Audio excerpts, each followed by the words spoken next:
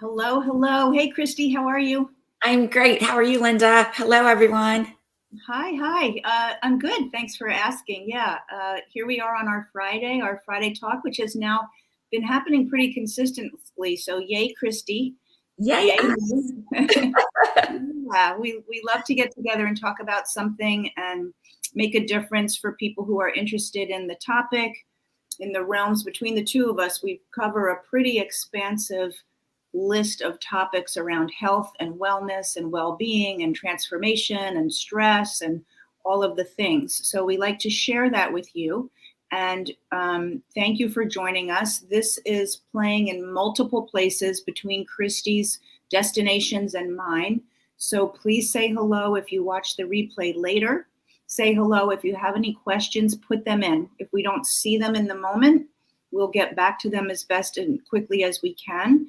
And if we do see them, we'll answer as we go along. But welcome, welcome. We're happy that you're here.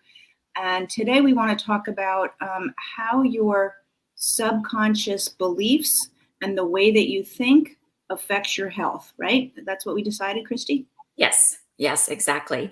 Awesome.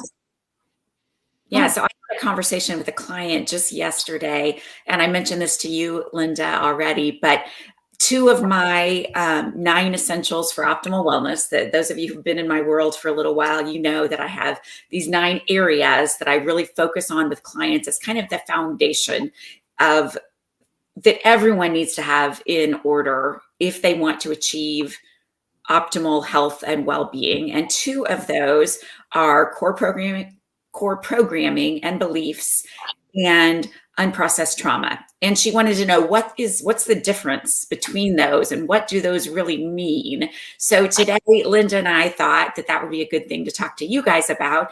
And we thought we would start this week with talking about what are core programming and beliefs, and how does that impact your health? And maybe another time we'll talk a little bit more about trauma or hard things. So should we just start with what that means? What are core programming and beliefs, and why is that important? Yeah, sure. So I think to set a context for you, not for you, Christy, but for you listeners, Christy, I think probably knows the context, but physiologically, this is science-based physiology. You can look at The Biology of Belief is a book by Dr. Bruce Lipton. There are studies done that look at the way the brain works and then what's happening at a cellular level, how the cells are responding. So in the physiology, what you are thinking in the moment in real time changes how your cells respond. So your thoughts ongoingly, which are happening every moment that you're awake or asleep, but your thoughts are constantly going, there's an effect on your physiology, how well your cells are functioning. They're doing their job, in each system and organ of the body.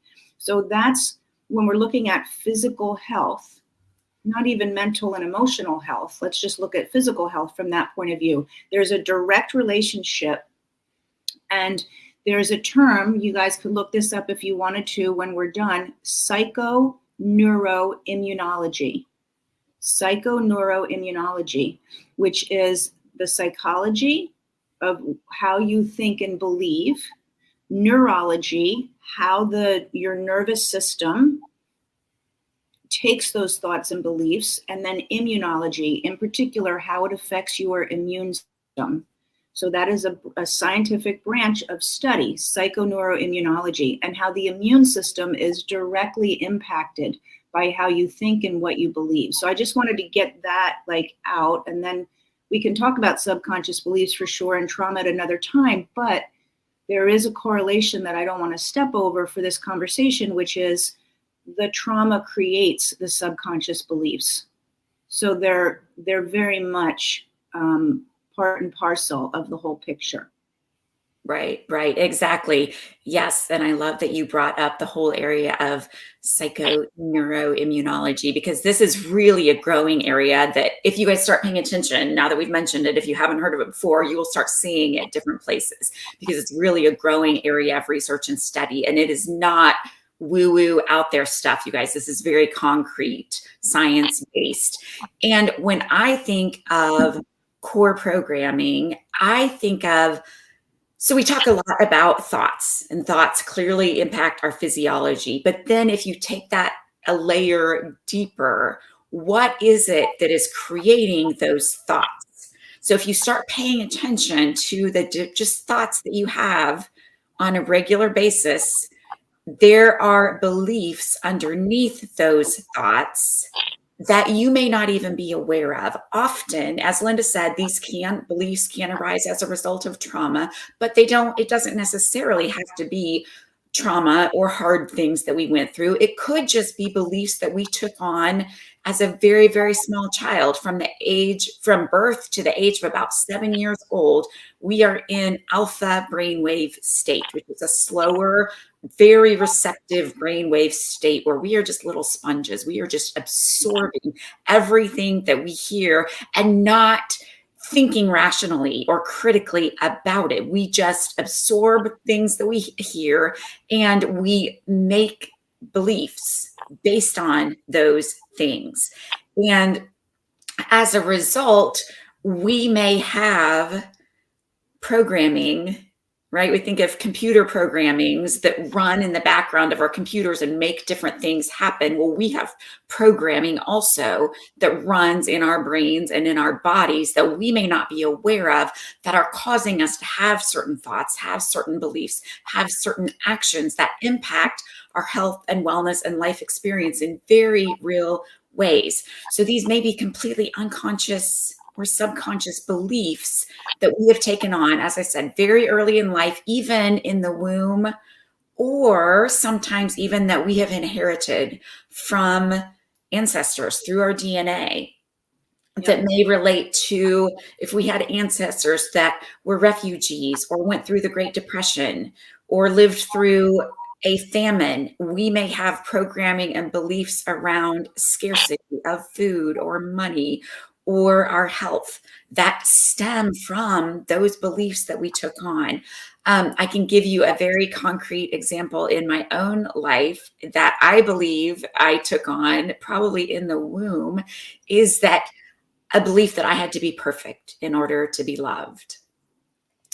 And so this manifested throughout my childhood and early adult life until I became aware of this in perfectionism, type A, OCD, control freak type behavior and thoughts, right? That created so much stress in my body and was harming my relationships, was harming my parenting, was harming my health in very real ways. And I believe that there's a very direct correlation between that belief that I took on very early in life, that I had to be perfect, that I couldn't make mistakes, that I couldn't be any trouble to my parents, that I had to get straight A's. And my mom tells a story about my sister is 11 months older than me, my middle sister. And my mom tells the story about how I potty trained myself at 18 months old because I just watched her potty training my older sister and just thought, okay, well, that's what I'm supposed to do. So I just potty trained myself again, because I had this belief that I couldn't be a burden on my mom. I couldn't be any trouble. I had to just be independent and do things myself and be perfect. And that correlated later in my life to autoimmune disease showing up. Yes. Yep. Yeah, for sure. I mean, beliefs like, so let me also share an example, this is a random example, so you could sort of understand the connection between your thoughts, your subconscious beliefs, and then we'll link it to health. But your thoughts, your conscious thoughts, are the things you're thinking about all day long. What am I going to make for dinner? What outfit should I put on for this talk with Christy? Which I didn't think about. But what outfit will it be? Hi, Michelle. Michelle is saying hello. Good morning. All of the conscious things that you make, a decision that you have a thought about throughout the day. A subconscious belief could be, let's just say when you were young, so as Christy pointed out, we're like little sponges and we just absorb everything as the truth. So let's just say you hear your mom and your aunt talking. I'm making this up, right? But you hear your mom and your aunt talking and your aunt says, men just can't be trusted. You can't trust men. So your 4-year-old self files that away. Men just can't be trusted. Now you're a 40-year-old self and you have to make a decision in a relationship. Maybe your husband is home late and doesn't text you, forgot to text you. Maybe he, doesn't tell you something. And that belief created from hearing your aunt say that you just absorbed as the truth was her perspective, right? But that belief is in the background. You're not thinking necessarily men can't be trusted, although you might have a flavor of that floating around in your head, but it might be completely subconscious. But now the second your partner walks in the door, you're like, what, are you lying to me? Or what, you might be accusatory, you might be whatever. So your conscious thought and the choice that you make is driven from something that you heard when you were 4 years old that you decided to believe was true. So I really just thought of that while you were talking. I tried to piece it together in a real life situation so that you could see that. Now, how does that affect your health? Because if you're constantly believing that throughout your relationship, you've got your whole system, your nervous system, right? Psychoneuroimmunology, your psychology is on guard because you don't really believe you can trust someone, which affects your nervous system. Now, your nervous system is triggered on because your psychology has a particular belief, and now your immune system will be affected. So that's kind of like a way that you can piece it all together. And both Christy and I have had our own health issues. Both of us come from a strong health background in our training. And it was my journey and my training that allowed me to see it didn't matter how much I did a liver detox. It didn't matter what foods I removed from my diet. It didn't matter what supplements I was pounding to try to get better sleep. Until I looked at all of this, I was kind of like just treading water, going around in circles, kind of feeling better for a while, then kind of not. Right? Yeah, absolutely. And that's exactly why this is included in one of my 9 essentials, because you can have your food dialed in, you can have your sleep dialed in, you can have your exercise dialed in, and all of the physical things that you think, oh, I'm doing everything right. Why is this still happening to me? And if you haven't dealt with these underlying beliefs that are driving your physiology, you are not going to create the health and vitality that you want to have. In the functional medicine world, you often hear that all disease begins in the gut. And 90% of the time, when it comes to the physical body, that is true, right? Our immune system resides largely in our gut. There's a very real connection between our nervous system and our gut. But if you do not deal with the stress, the emotional stress, the nervous dysregulation that comes from sometimes these beliefs that we took on very early in life, or maybe not even early in life, maybe more recently, beliefs that we've taken on. If you don't deal with the stress, you are not going to be able to fix the gut. So it absolutely has to be part of the work that we do. Yep. I used to, when I was doing more of the functional health stuff, and I would work with people with SIBO. SIBO, if you've ever heard of that, is a small intestine bacterial overgrowth. So what happens is the bacteria that's down in the large colon, in the large intestine, has overgrown enough to migrate up into the small intestine where it should not be. And I remember doing a training in I was doing like continuing education as a practitioner. And I can't remember who was leading the training in the moment, but she said, you will never overcome SIBO if you stay stressed, because what's allowing that bacteria to overgrow is the dysfunction of the digestive system. It should be able to handle bacteria and keep it in healthy ratios. But when you are stuck in stress, you shut down that communication. And then the bacteria that are opportunistic, that we all have a balance of good and not so good bacteria or bad bacteria, but your body should be able to keep it in balance. She said a person who doesn't address their stress can deal with SIBO for years, over and over, do all the protocols, and it comes back, because that is the underlying problem. That was one of the turning points for me, where I was like, oh, that's a really big deal. Like, that's a really big deal. It is a really big deal. Yeah. And because people will say, I can't seem to get rid of this. I've done all the things. I've gone to this practitioner and that practitioner. But what I also wanted to say is your cells, I want you to think of your cells as like Pac-Man. Remember that video game? Like a little Pac-Man face that are listening. They're constantly listening to the commands that they're getting, and they're listening to your voice, the words that you say, what you speak out loud, which is going to be driven by your thoughts, but also they're listening to your thoughts. And in The Biology of Belief, which was a book I mentioned earlier, Dr. Bruce Lipton, who wrote that book, was a cellular biologist. He was like in the lab studying cells.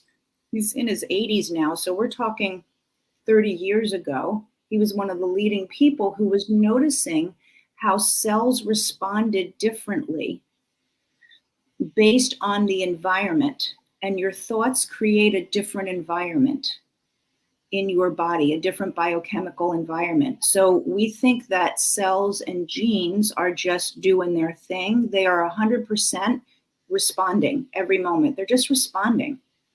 So if you have a genetic marker for, pick any disease you want, autoimmune, cancer, neurological diseases, whether that gene gets turned on or stays turned off will depend on the environment that your cells are living in. And then once it's turned on, you've got to do all the work Christy does, which is, all the systems of the body, what's going on in your digestive system, what do we need to address here, how do we need to balance this? So you've got a lot of physical work to do once you're at that point. But if you don't address the other part, it's going to backslide, I believe. And if you can do the other part first before you've got that diagnosis, you're that much further along. So if you're symptomatic, like Christy has talked about, she works with anybody on the autoimmune spectrum. So if you've not yet been diagnosed, but your doctor's like, or, even prediabetes, your doctor's like, not yet, but you're on your way. Like, I want to see you again in 3 months or 6 months because I feel like you're on your way. But by the way, diabetes is the inability to manage your blood sugar, right? If you stay triggered on in fight or flight, you keep pumping out blood sugar. So you could manage your diet. You could really be doing great things with your diet, but your stress is telling your body, release blood sugar, release blood sugar. It's like, why can't I get my blood sugar under control? Because your adrenals and your body is pumping out, not your adrenals are not pumping out sugar, but the adrenals are pumping out cortisol, which is telling the body, we need more sugar. We might have to run any minute. We're going to have to run. Be ready. Pump out the sugar. So you've got this inability to manage and regulate your blood sugar, very much related to what you're thinking and feeling. Yep, absolutely. Yes, your thoughts can drive up blood sugar and as a result, triglycerides and cholesterol faster than or as fast as what you eat. Absolutely. And Linda, I just want to go back to something that you said a few minutes ago about the microbiome and the imbalance and the pathogens that can become proliferative, because this is exactly why you can go to, as you said, practitioner after practitioner or do round of treatment after round of treatment for a specific pathogen. You have Epstein-Barr virus, you have H. pylori, you have these different things popping up on a stool test, for example. And so we treat that, we address that one thing.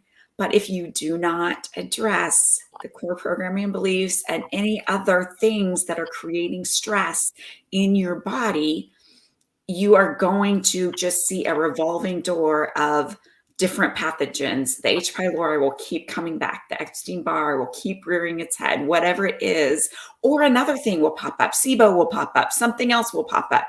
And this is why I take a little bit different approach than a lot of functional practitioners. A lot of functional practitioners that you go see will have you spend several $1,000s on stool tests and different functional testing, which can be really interesting. And I can geek out on the data from those with the best of them. But to me, it makes a lot more sense to address the foundational things first so that we have those things in order. And then if we still haven't achieved our goals, yeah, maybe we get a stool test and we see what's going on in the physical body. But if we haven't addressed the thoughts, the energetic, the spiritual, the subconscious beliefs, the trauma, all of the different physiological stressors in the world are not going to make a difference if we haven't addressed all of that first. So I like to address the fundamentals, and we certainly take a look, obviously, at everyone's unique situation.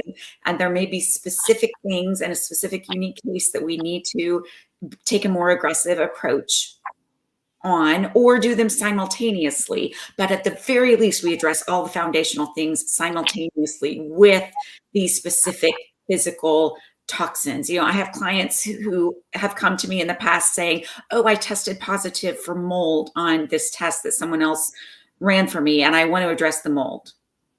Okay, we can do that. Sure. But we also first need to take a look at, well, why are my detox pathways not optimized so that my body handled this mold to begin with? Right? Why is my immune system out of balance? Why is my nervous system out of balance? All of these different factors allowed that mold to proliferate and prevented my natural healing ability from dealing with it. And if we get all of those things optimized, maybe we don't need to do an aggressive detox protocol to get rid of the mold. Maybe the body is smart enough to do it itself if we do the underlying work to bring the body back to strength and health and balance and vitality. Yeah. So that is always my goal, no matter what is going on, whether it's autoimmune disease, whether it's mold toxicity, my goal is always first to do this foundational work. Yeah.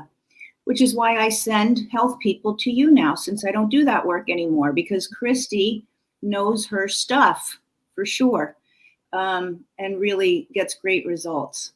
So that's what we want. If that's a new conversation for you, like, wow, I never really understood that connection, I hope that this conversation really, pulled back that curtain and shed some light on that for you. If you have questions about it, so Christy's talked about the work that she does. The work that I do is very much focused on managing the nervous system, transforming and rewiring the thinking, addressing the past experiences that may have caused trauma, the subconscious beliefs, all of that.